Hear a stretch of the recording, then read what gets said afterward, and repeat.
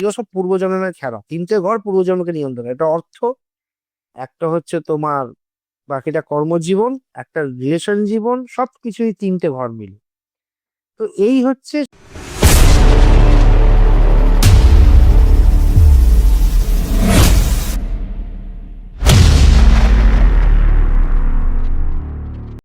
কেতুর আলটিমেটলি একমাত্র প্রতিকার যদি দেখা গেছে, খুব ভালো করে যদি দেখা গেছে, রিসার্চ করে দেখা গেছে, যদি খুব খারাপ থাকে তাকে চুপচাপ হয়ে যাওয়াই ভালো। কোন ঘরে বসে আছে, যদি কারো ১ নম্বরে ঘরে বসে থাকে, তার অহংকার যদি থাকে, তার মনে মনে থাকা ভালো, প্রকাশ করা উচিত না। ও যদি কোনো বড় যদি কোনো অড়া পদে যদি বসে থাকে, তাকে কখনো বলাই উচিত না যে আমি এইখানে কাজ করি বা আমি এটা করি বা ওটা করি, ওটা বলাই উচিত না। কেতু যদি ২ নম্বরে ঘরে যদি কারো বাস করে, তার কখনো সম্পত্তির বিষয়ে বলা উচিত নয়, বা মনের কথাই বলা উচিতই নয়। পুরোপুরি একদম সাইলেন্ট থাকাই উচিত। যা চলছে মনে চলছে, একদম বাগডুম, এটা বোঝায়। ৩ নম্বরে কেতু যদি বসে থাকে, তাকে নলেজটা চুপচাপ থাকাই ভালো। জ্ঞান বেশি কাউকে না দেওয়াই ভালো, তাতে ক্ষতি হতে পারে।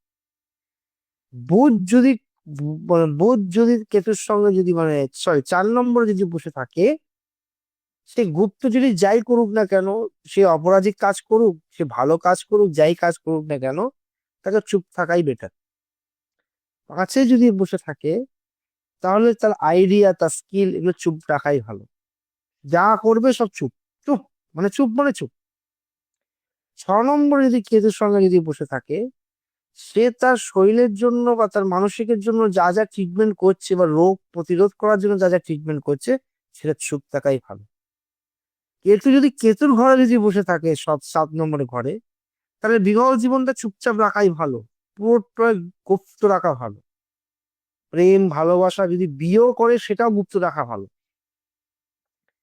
সেখানে বলা উচিত না যে আমি একে বিয়ে করেছি বা আমি এইভাবে সংসার করছি, একদম নিট এন্ড ক্লিয়ার। কেতু যদি শনির সঙ্গে যদি বসে থাকে, তাহলে ও কি কাজকর্ম করছে, সে রাস্তায় ঝাড় দিচ্ছে, নাকি বড় র্যাঙ্কে চাকরি করছে, নাকি কোনো তন্ত্রবিদ্যা করছে, তাকে সেটা চুপ থাকাই ভালো। আর ৯ নম্বরের সঙ্গে যদি কেতু যদি বসে থাকে, তার রাগকে সবসময় চুপ রাখাতে হবে, যে যতই সে রাগী হোক না কেন, কারো মনে মনে রাগ আছে, সে মনে থাকাই ভালো।